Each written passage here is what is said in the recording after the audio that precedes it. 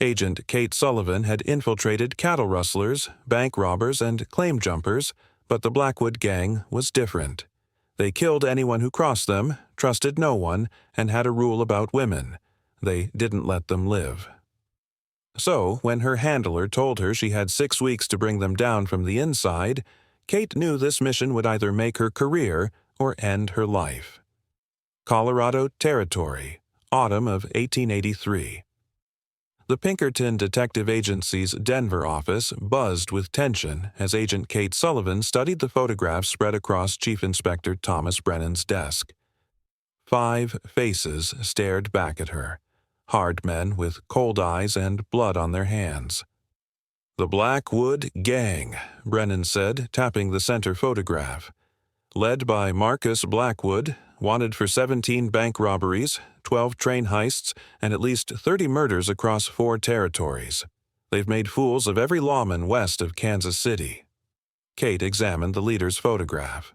Blackwood appeared to be in his mid-30s, with dark hair and a scar running from his left temple to his jaw.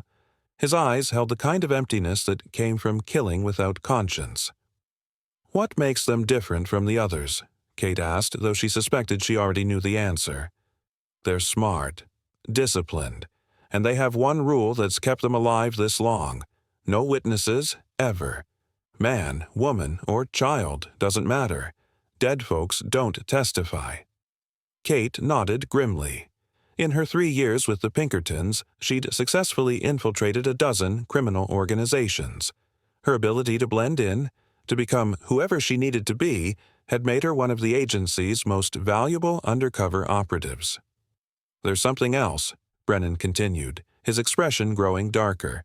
"They've killed 2 federal marshals and a Pinkerton agent in the past 6 months. All men who got too close. And you want me to get closer? We need someone on the inside, someone they won't suspect. The problem is, Marcus Blackwood doesn't trust women, and he doesn't keep them around long. Word is, any woman who rides with them for more than a week ends up buried in an unmarked grave." Kate felt a familiar thrill of danger mixed with determination. "What's my cover?" Brennan slid a file across the desk. "Meet Elena Vasquez. Mexican mother, American father, both killed in a Comanche raid 5 years ago. She's been drifting ever since, picking up skills that would impress a gang like Blackwood's. Can handle a gun, knows horses, and has reason to hate the law." Kate memorized the details quickly. Creating a believable backstory was crucial. One inconsistency could mean death. "How do I make contact?" "They'll be hitting the Durango bank next Tuesday. Our sources say they always scout their targets beforehand. Be in Durango on Monday, look like someone who belongs in their world, and let them find you." 3 days later, Kate sat in the dusty saloon of Durango, transformed into Elena Vasquez. Her naturally auburn hair was now black, her fair skin darkened with careful application of makeup and long hours in the sun. She wore worn leather pants, a simple blouse, and a gun belt that looked like it had seen years of use. She'd been nursing the same whiskey for 2 hours when they walked in. Marcus Blackwood was taller than his photograph suggested, with the kind of presence that made conversations die when he entered a room. The 4 men with him spread out automatically, positioning themselves to watch the exits and cover their leader. Kate kept her eyes down, playing the part of a woman who wanted to be left alone, but she was aware of every movement, every whispered conversation, every glance in her direction. "Bartender," Blackwood's voice carried easily across the quiet room. "Drinks for my men." As they settled at a corner table, Kate heard fragments of their conversation, mentions of timing, guard rotations, and escape routes. They were indeed planning something for the local bank. Then disaster struck. "Hey, pretty lady," one of Blackwood's men called out, his words slurred with alcohol. "Why don't you come sit with us? We could use some company." Kate looked up slowly, meeting his gaze with practiced indifference. "Not interested." The man, she recognized him from the photographs as Tommy Chen, Blackwood's demolitions expert, stood and approached her table. "Wasn't really asking." Kate's hand moved casually to rest near her gun. and I wasn't really giving you a choice." The saloon went dead silent. Chen's eyes narrowed, his own hand dropping toward his weapon. This was the moment that would either establish her credibility or get her killed. "Easy, Chen." Blackwood's voice cut through the tension. Ladies made herself clear. Chen hesitated, clearly wanting to press the issue, but reluctantly backed down. Blackwood studied Kate with interest. "You handle yourself well," he said, approaching her table. "Mind if I sit?" Kate shrugged, maintaining Elena's aloof persona. Free country. Blackwood settled into the chair across from her. Up close, she could see the intelligence in his dark eyes, the way he assessed everything around him as potential threat or advantage. "Don't think I've seen you around Durango before." "Passing through," Kate replied, "like most places."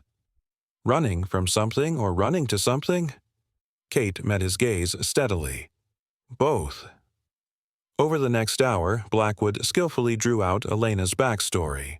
Kate fed him carefully prepared details: the Comanche raid, years of drifting, jobs that had gone wrong, reasons to distrust the law. She could see him evaluating every word, looking for inconsistencies. "You any good with that gun?" he asked finally, nodding toward her holster.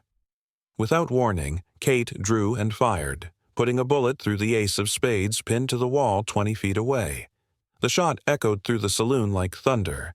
Blackwood's eyebrows rose slightly, the first expression she'd seen cross his face. "Impressive." "I don't miss," Kate said simply, holstering the weapon. "No, I don't imagine you do." Blackwood was quiet for a moment, then made a decision that surprised her. "We're riding out tomorrow morning. Could use someone with your skills." Kate pretended to consider. "What kind of work?" "The profitable kind. But once you're in all the way. We don't tolerate mistakes, and we don't tolerate betrayal." "And if I say no?" Blackwood's smile was cold. "Then you finish your drink and walk away. But opportunities like this don't come around often for someone in your position." Kate looked around the saloon, at the 4 dangerous men watching the conversation, at the leader who'd killed more people than she wanted to count. Every instinct screamed that she was walking into a death trap. "I'll need a horse," she said. The next morning, Kate rode out of Durango with the 5 most wanted men in Colorado Territory. For the next 6 weeks, she would live among killers, eat with them, sleep under the same stars, and gain their trust, all while gathering evidence that would eventually send them to the gallows. As they crested a ridge overlooking the town, Blackwood pulled his horse alongside hers. "One more thing, Elena," he said conversationally. "I've survived this long by being careful about who I trust, so I'll be watching you real close for a while." Kate nodded, keeping her expression neutral. "Wouldn't expect anything less." But inside, her heart raced. The most dangerous part of her mission had just begun. Kate Sullivan's infiltration of the Blackwood Gang was about to test every skill she'd learned as a Pinkerton agent. Living among killers who trusted no one, she had to become someone else entirely while never forgetting who she really was. If this tale of dangerous deception and deadly games captured your attention, subscribe to The Frontline Voice for more edge-of-your-seat frontier stories. Hit that like button if you love stories of brave agents risking everything for justice. Tell us in the comments. Could you live among your enemies for weeks, pretending to be one of them? Share this story with someone who appreciates tales of courage under fire. Thanks for joining us in the shadows where justice wears a disguise and heroes hide behind enemy faces.